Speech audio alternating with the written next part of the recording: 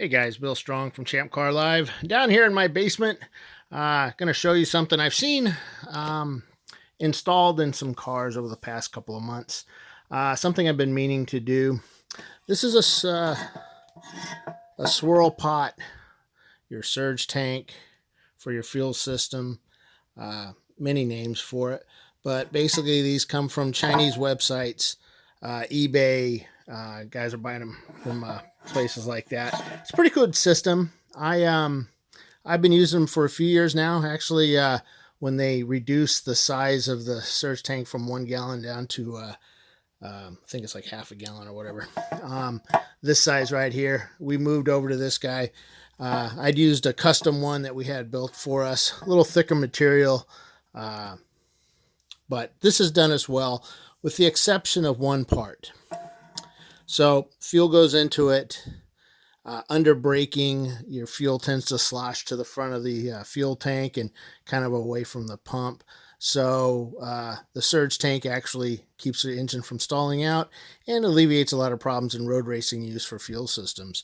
So what we found was when we stuck this in the race car, in our race car, the MR2, bolted it down to the floor, to the trunk, had all the pumps around it, everything close, so it did its job.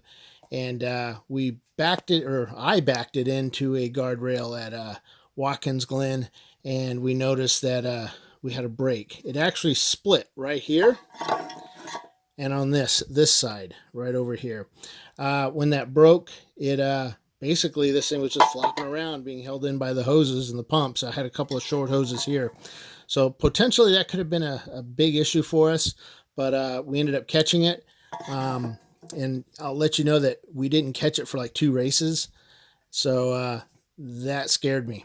So what we ended up doing is we got a new one, put a strap, we got a 1-inch strap. I think it's like 1 inch by 1/8 inch aluminum, bent it into a square so it goes around.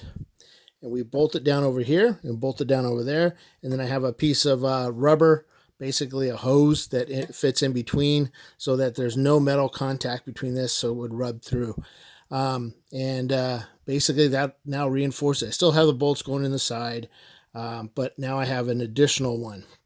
Some folks said something about welding on some additional flanges.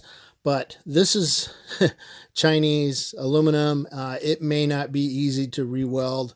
Most guys can't weld aluminum anyway, and you'll end up causing more issues. So yeah, we just put a strap on it, and just want to let you know, strap that baby down. These tabs will break if you get into an accident, and then you got this whole thing filled with fuel flopping around wherever you stick it, and that may not be fun. So just a warning, put a strap around it.